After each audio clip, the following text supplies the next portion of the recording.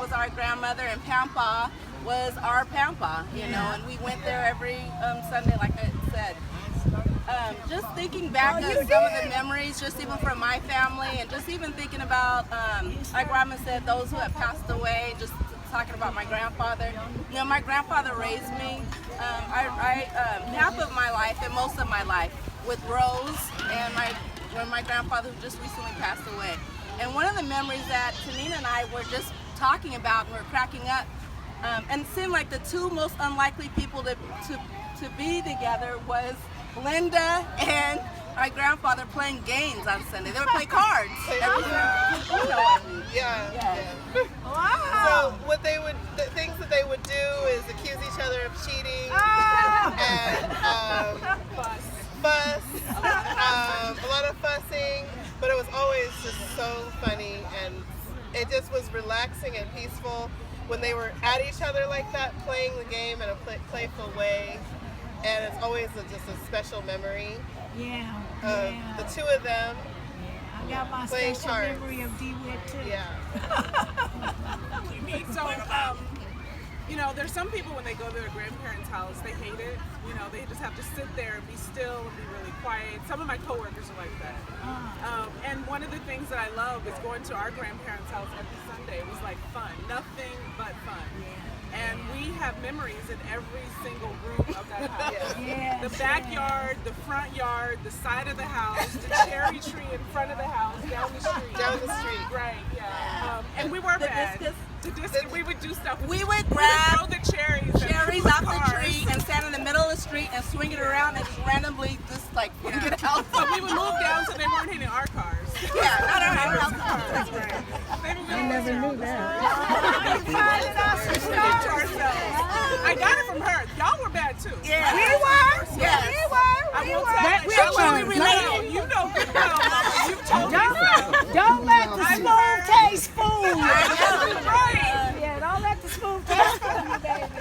She's told me so. But you're not going to tell it today. Not even a question. That was like her mama voice. Just so my dad. Oh yeah. We all know what a special man my dad was. Absolutely. In December it'll be 10 years. Hard to believe. 10 Wow. years since he passed. And when Robin asked us, Kwame and I, to share some stories, we're just sitting there thinking there's so many. Yeah. And we both talk about our dad all the time, Baba, which means daddy. But then like coming up with stories on the spot was hard because there's so many little memories. Yeah. And so one of the memories that first, there's just so many, but one of the memories that first came to mind was when Michelle and I were with my dad in his truck. Y'all know he had that pickup truck. Yeah. And we were probably working on some house somewhere, doing some grunge work. I would come wearing some over. old Wait a minute. I clothes. would come over every summer, and Grandma Rose would drop me off for 2 weeks. And for 2 weeks, I worked my butt off. Painting houses, digging ditches, pulling weeds. Working in the garden. You didn't know. You were dropping me off for child slavery. But I was glad to have help for 2 weeks. I was doing it by myself. Then you cry, Granny, don't leave me here. We had fun. But he was also, Tanina used to call us hippies, like the first black hippies. Yeah. And I remember, but he was always so much fun. Original hippie. Original All hippies right before then, it was all chic. right then. But I remember us one time being in the truck, and my dad was driving, Michelle was sitting in the middle seat, and then I was on the passenger seat. And he taught us how to eat an entire pear and have nothing left but the stem and seeds. While There driving? was nothing while driving. He was driving, Yes, yeah. he was driving. You He can't was like- text and drive. He was eating and driving. And he taught us, but he didn't believe in wasting anything. I know And he so did. that No, was he always did. a No, memory he that we did. both always have. And even now to this day when I eat a pear, there's nothing left but the stem and seeds. And we ate that pear so fast. It was like, and it was And my dad was also one that didn't believe in spoiling girls. So I was not, I wasn't a daddy's girl. He still had me working and doing manual labor just like he did. And one of my earliest memories of sweating was when we were driving along the road in his truck, and he saw bamboo growing off in the distance. And next thing I knew, we were pulled over picking bamboo. his string beans, because you had to plant the string beans in the ground and then they grow up on the bamboo.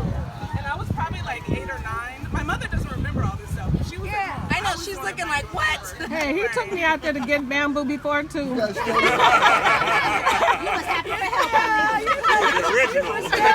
guys stole the bamboo? we stole. I Yeah. don't know. It was just growing behind his business. But I was sweating. But there were just so many memories of him, and more than he was just proud.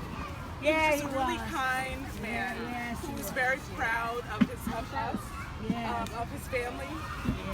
Yeah, very proud, very proud. You doing all right, Anika? You his doing all children. right? You doing all right? I just Anika. know that he All right. was, Ask your mother about the Mustang. without a doubt, I just know No, that you he's have to tell that smiling down story. right now, and just They all looking I know down. that he's having a good time. I can hear him distinctly say, Yes. "Why are you sad? I'm having a good time." Yes, I can see him yes, dancing. yes. I can see him with so many other loved ones who've gone on before, with Jesus, Yes, with so many others. But more than anything, I just think about how proud he was of all of us, and I'm just really grateful and appreciative that God allowed him to be my father, Yes, and yes, to be in our midst. yes. Amen on that, my sister. Amen on that. Amen on that. I don't know how to top that one. We gonna talk about how your mama celebrated birthdays. Okay. How she- Kwame hasn't had a turn. Do you want to say something? Yeah. But when you were talking about not wasting anything, it reminded me that he used to cut the toothpaste tube open. And the lotion. And the lotion. The lotion. Because he always kept a knife. He always kept a pocket knife. They always had a pocket knife. That's my husband. Well, waste not. Waste Waste not. not, want not. Yeah, waste not, want not. It was those 4 things you always had to have. I didn't even get to have a pocket knife, but when we went on road trips, it was like you always have to have something to read. Yeah. Yeah. Even He at was big on Disneyland. reading. Even at now, I Disneyland, always he had a have to book. make sure I have something. A book, a It's magazine. a lot easier with the smartphones than I have to have a Yeah, Kindle. but today you got the Yeah. phone. I have a memory of Linda too. So Linda was always so fun, and we would go over there sometimes, and we would. It was always a fun. It was so the much fun fun. house, and so Linda loved to tell stories about Palo Alto and the history of Palo Alto. And we were young, and I don't even know if I probably didn't appreciate the stories back then. But she would, it didn't matter, it would be like 10 o'clock at night or 8 o'clock at night, whatever. Let's go for a ride. And she would drive us around like where Stanford University and all these areas, and share all the history and all these things about the city. And now, I mean, looking back, you know, now that's like the biggest area that everybody wants to come to. With Google and Facebook, and It's that's money like, now, baby. It's all yes. about money now. And so we got a private tour from Linda back then, just sharing about all the spaces, who bought what, who, you know, whatever. And it was always a good memory of me from Linda, just driving around and learning That about was that the fun history. house, making a pallet on the floor in the living room. That's where we slept. And there were no rules, really. You could stay up as late as you wanted. You could eat as much whatever junk you food want. as you wanted. She was in it with us. You could have reunited. So my mom definitely was the talker, and she was a teacher. She was a teacher really down to her core, but she was a fun teacher. Her students to this day, I'm in touch with a lot of them. The teachers always admired her and looked up to her. She was a leader, a union leader. But that's the thing about her is the fun.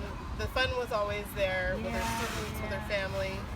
And so part of that was introducing the birthday song. I don't know if everyone has heard it.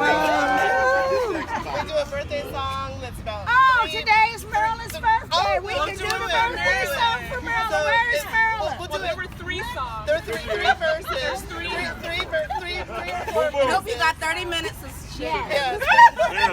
Marilyn, okay. But it's just little traditions like that that she brought into the family that are still exist. Donovan.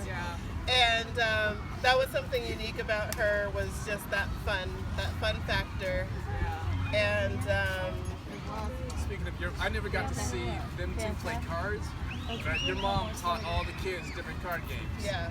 So she would teach us card games and we'd play at her grand's house every Sunday. She taught me how to pop gum. Yeah, she did.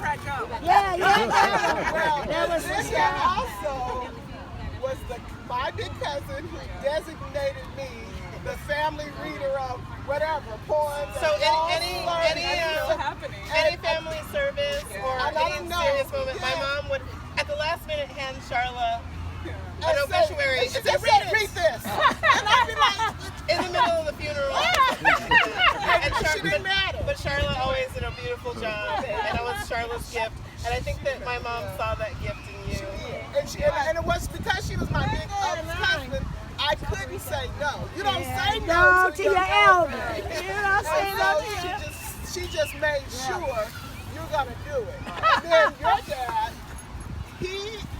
and he doesn't even know this, he never knew this probably, taught me the value or the importance of picking a name for a child.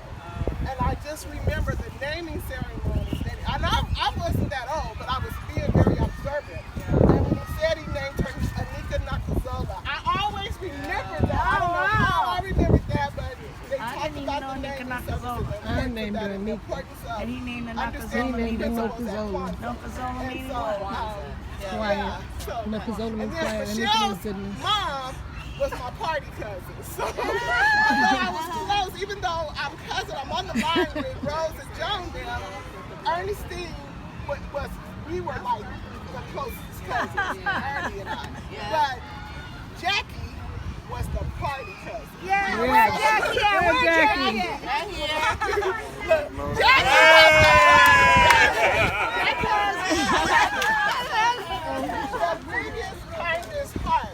And I'll never forget, we were at some family gathering and Jackie had on this beautiful pink brooch. And I don't know where she got it from. I didn't really care. I just kept admiring it. Jackie took it off and gave it to me. And I She had it. generous like that. She's generous like that. I She's did. generous like that. She didn't, but that's okay. That's Jackie. Hey,